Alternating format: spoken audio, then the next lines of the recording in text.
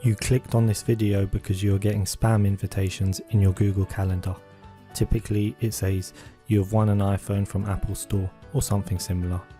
To stop getting them, click on the gear icon, click Settings.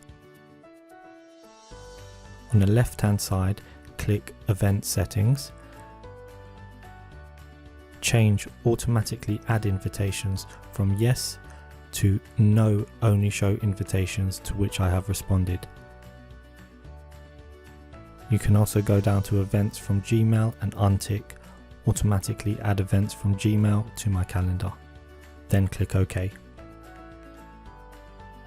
This should prevent you from getting any more spam, but now you need to delete the spam that's already there. Go into your calendar, right click the spam event and click Delete. It will disappear if it's a single event. If it's a recurring event, right click the event, click Delete, then under Delete Recurring Events, click All Events, and they should all be deleted. This will clear it from your desktop. Sometimes it may still appear on your phone, so you may have to repeat the process on your phone or turn your phone on and off again to make them disappear. If you found this video useful, feel free to share it with your friends, family or co-workers to help them out.